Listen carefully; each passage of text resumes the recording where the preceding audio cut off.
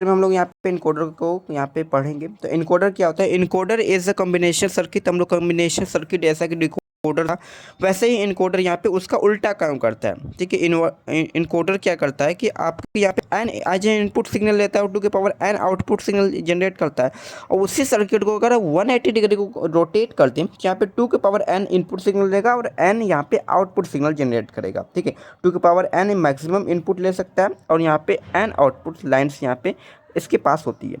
और एप्लीकेशन क्या हो जाएगा, जैसा कि हम लोगों ने सीखा था कि बाइनरी टू ऑक्टल, ठीक है, binary to hexadecimal, binary to decimal, ये सारी चीज़ें यहाँ पे डिकोडर था। लेकिन उसका हम लोग रिवर्स कर रहे हैं, यानी कि ऑक्टल टू बाइनरी, मतलब किसी भी नंबर सिस्टम से हमें बाइनरी सिस्टम में कन्वर्ट करना है तो हम लोग यहाँ पे यूज करेंगे एनकोडर का।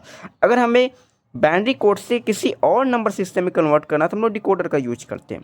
ठीक है, वही आपका उल्टा हो जाएगा। जैसा कि हम 3x8 का यूज कर रहे थे, यहीं यहाँ पे आपका 8x3 का यूज करेंगे, 16x4 का डिकोडर इनकोडर यूज करेंगे, 10x यहाँ पे 4 का इनकोडर यूज करेंगे। यहाँ पे एक सिंपल सा एग्जांपल है कि आपका 4 to यहाँ पे 2 इनकोडर आपका कैसे जनरेट होगा।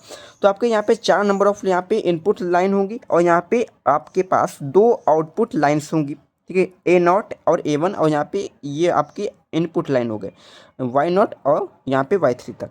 तो ये सारी आपकी इनपुट में हो जाएगी, ये सारी चीज़ें आपके आउटपुट में हो जाएंगी। ठीक है, बिल्कुल आपको रिवर्स करना, 180 डिग्री आपको रोटेट करना ऑफ डिकोडर यहाँ पे तो टेबल या फिर ब्लॉक डायग्राम या फिर कॉम्बिनेशन सर्किट। ठीक है, तो ये सारी चीज़ें होंगी। तो यहाँ पे अगर Y1 आपका रिजल्ट, यहाँ पे अगर Y1 यहाँ पे आपका इनेबल हो रहा है और सारी चीज़ें यहाँ पे डिसेबल है, ठीक है, स्टेट आपको बता रही है कि अगर ये सारी चीज़ें 0 है और ये आपका इनेबल है 1 है, तो आपका यहाँ पे कौन सा जनरेट होगा? तो आपका यहाँ पे दोनों में आपके यहाँ पे 0 0 आ जाएगा। जैसा कि हम लोग सीखा था कि अगर आपका 0 0 है तो आपका Y1 यहाँ पे कन्वर्ट होता था, अगर 0 1 है तो आपका 1 वाला कन्वर्ट होता था, यानी कि इनेबल होता था। और यहाँ पे 1 0 है, 1 0 मतलब क्या? 2 है, तो 2 मतलब कि Y 2 वाला कन्वर्ट होगा।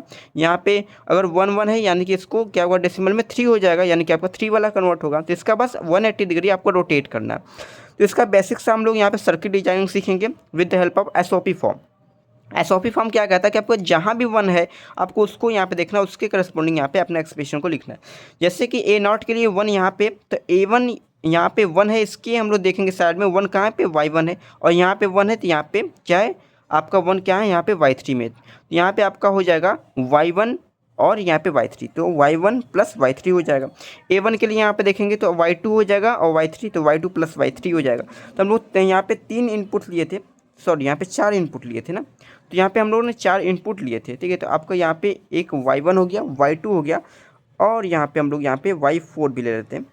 ठीक है, सिंपल, तो Y4 भी ले लिए। यहाँ पे आपका इससे कोई भी कनेक्ट नहीं होगा, तो Y1 हो गया, तो Y1 में यहाँ पे क्या लगा देंगे, Y1 प्लस Y3 हो गया। A0 के लिए तो Y1 प्लस Y3 ले लिए, यहाँ पे A0 यहाँ पे आपका आंसर आ गया। और Y2 यहाँ पे क्या है, Y2 प्लस Y3, तो Y2 plus Y3 that is called यहाँ पे A1 हो जाएगा। इसके बाद ये सारी चीज़ें क्या होगी, हम लोग 8x3 का ऑक्टल टू बाइनरी यहाँ पे कन्वर्जन देखेंगे, बस इसका सिंपल सा उल्टा कर देंगे। ठीक है, आपकी ये सारी चीज़ें क्या हो जाएगी, 8 कॉम्बिनेशन बन जाएगा, और आउटपुट यहाँ पे इनपुट हो गए 8 और यहाँ पे आउटपुट यहाँ पे 3 हो गए।